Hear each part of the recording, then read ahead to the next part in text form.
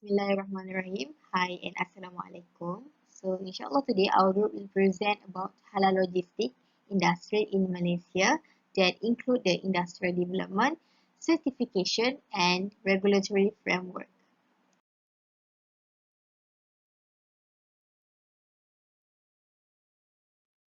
So the objective of this presentation is we want to expand the industrial development in halal logistic industry in Malaysia, and then we want to identify the certification that related to halal logistic industry, and last but not least is to analyze the regulatory framework in halal logistic in Malaysia.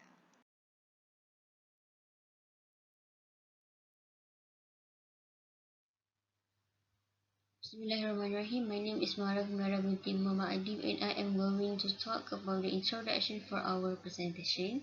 Okay, what is halal logistic? Okay, first let me talk about the concept of logistics. Logistic, according to Heskett, is all activities which facilitates movement and the coordination of supply and demand in the creation of time and place utility.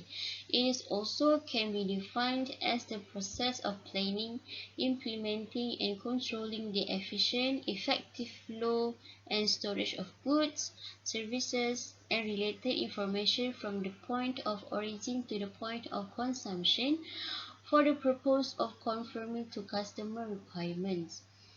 As for halal logistic is actually a method of transporting and distributing perishable goods, raw materials and food items without contaminating them to avoid any cross contamination, and it is also to prevent missing product information and to ensure that Muslim customers only get and eat halalan thayyiban products.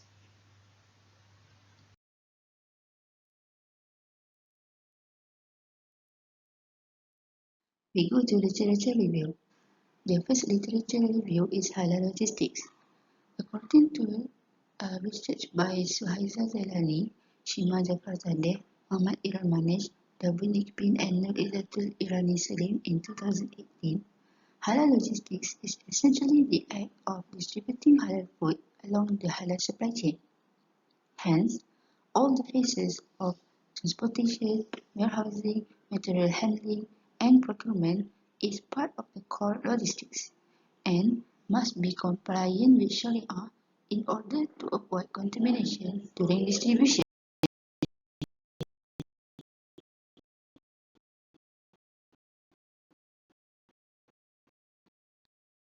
The second literature review is Halal Logistics Market Potential.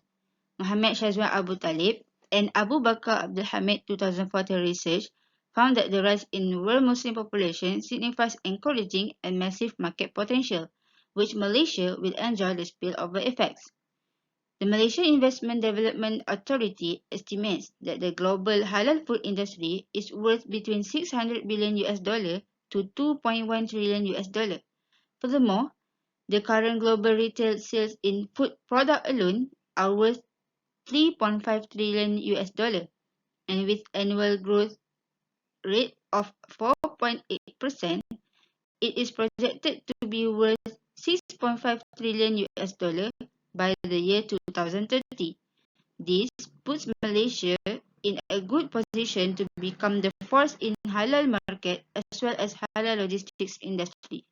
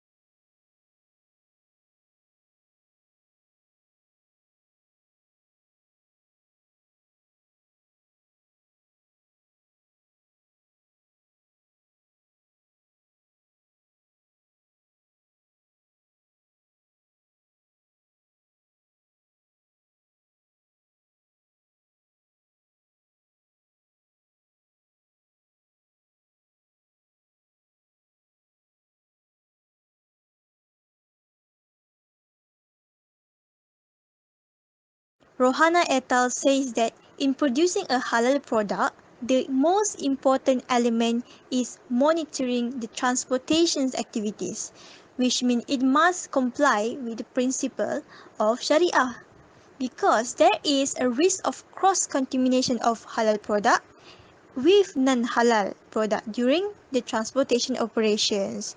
Therefore, we can see that logistics is seen as one of the probable sections in the supply chain that has a hidden risk towards the halal integrity.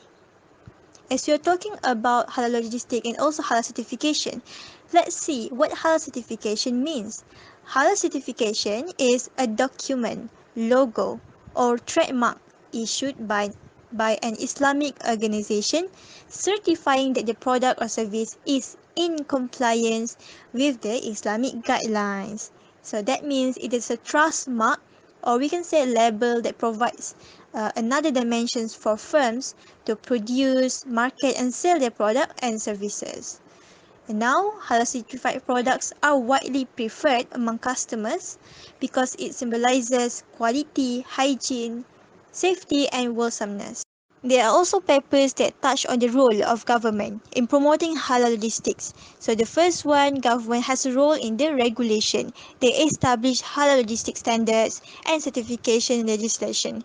Next, government support through giving financial incentives. Third one, government is responsible in providing education allowance, scholarships, subsidies for students while promoting halal logistics related programs. Lastly, government can give guidance and encouragement by setting up agency that oversees the halal industry and also encourage partnerships.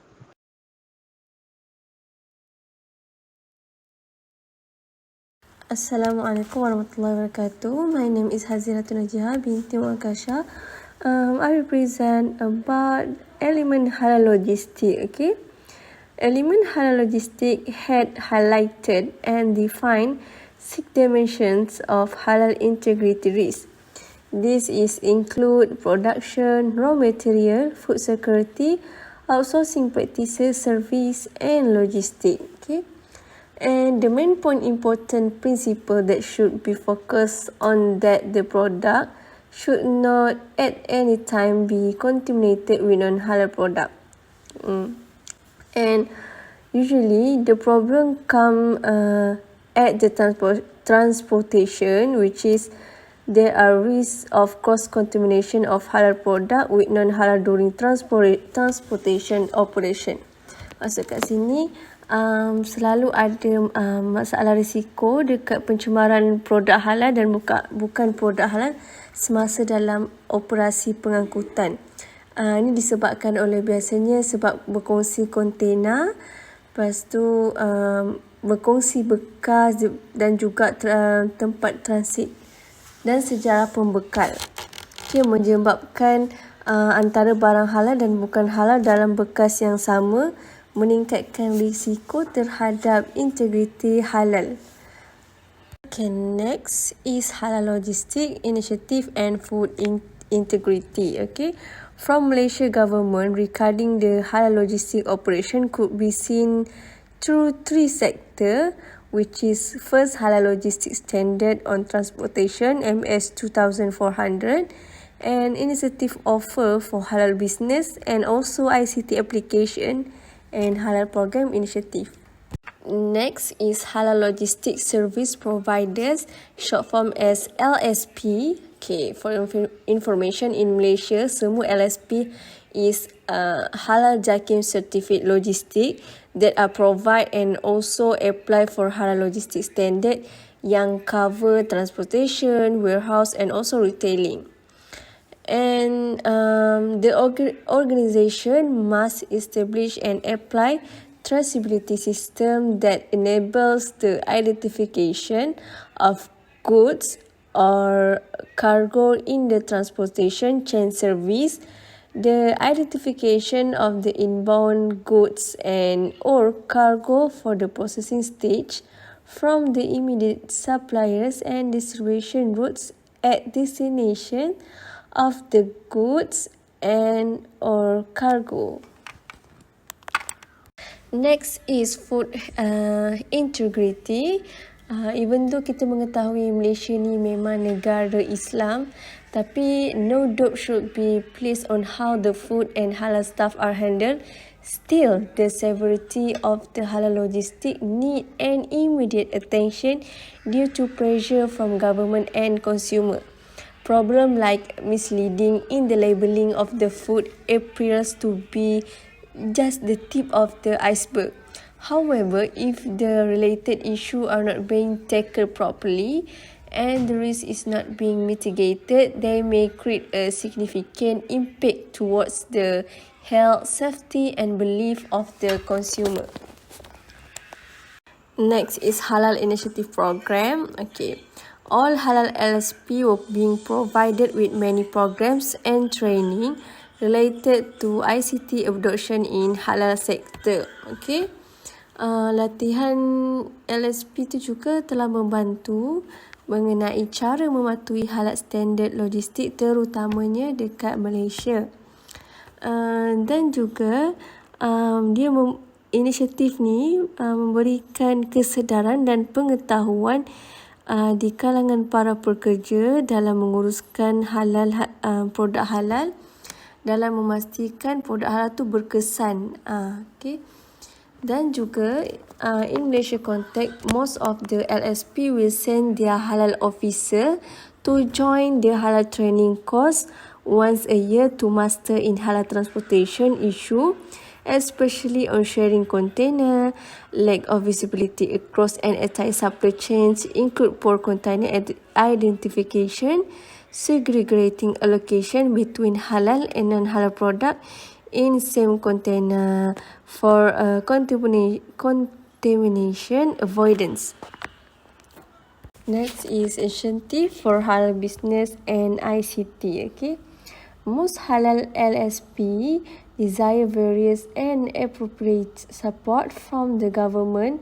Some of halal LSP have used one of the ICT service platform developed by the support of the government. Contoh support daripada government ialah attractive tax incentive are offered for business involved in halal product and services.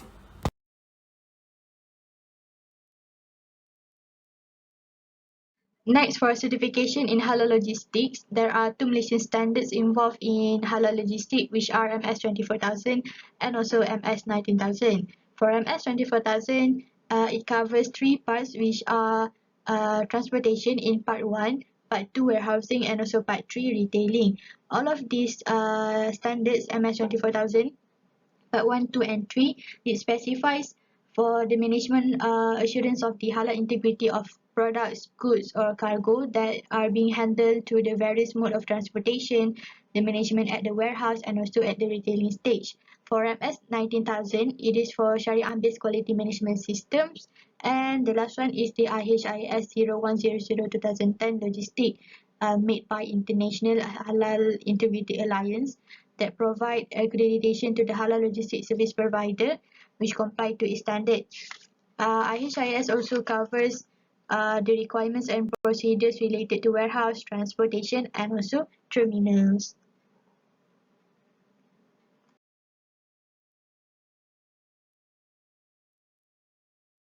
Next, we divided into 5 roles of related authority body involved in halal logistics. The first one is certification. So there's only one body that controls the issuance of halal certification and also halal logo, which is JAKIM. Next, for standard, we have DSM, Department of Standard Malaysia, and also IHIA, International Halal Integrity Alliance, that are responsible to establish halal standards for halal logistics. Next, for enforcement, we have MDTCA, Markis, and also DBS. MDTCA is Ministry of Domestic Trade and Consumer Affairs. Markis, Custom, DBS, and also is Department of Veterinary Services. So all of these three authority bodies have the same role, which is to enforce the law on imported product, and they have power to take an action on their respective law. For example, MDTCA, we have DDA 2011, Section 28 and 29, specifically for halal. Markis, we have Custom Act 19, 1967, and DVS we have Animal Act 1953. For development and promoting, it is HDC's job, which is to manage the development of halal logistic industry, not just for halal logistic, but also for all halal industry, the development of halal industry. HDC also provide financial incentive to the halal logistic service provider in order to encourage them and also to encourage them to sustain and also involve in halal logistic industry by giving total exemption from income tax for 10 years. And the last one is research and development by provide training on halal logistic to the operator from HRDF trainer or accredited halal training provider. And the last one function is to conduct scientific studies by academicians, scholars and researchers, for example like from UITM and also UPM.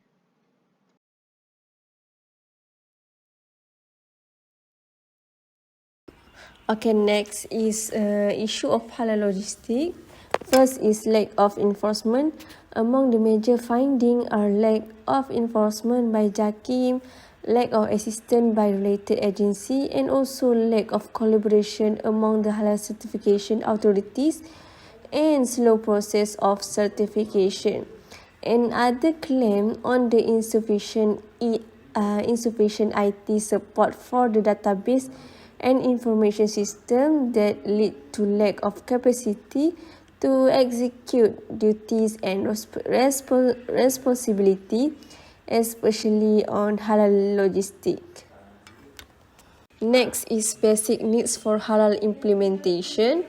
There is still lack of study to assess the basic need to implement halal logistic, especially in daily operation. Okay, kat sini kita boleh tengok ada satu kajian yang dilakukan pada negara Islam pada tahun 2016 di mana pergerakan barang halal tu dilakukan melalui imbasan dekat dalam pelabuhan di mana orang Jabatan Syariah tu berada dekat pelabuhan tersebut untuk memeriksa status halal setiap barang import sebelum dibenarkan masuk ke seluruh negara.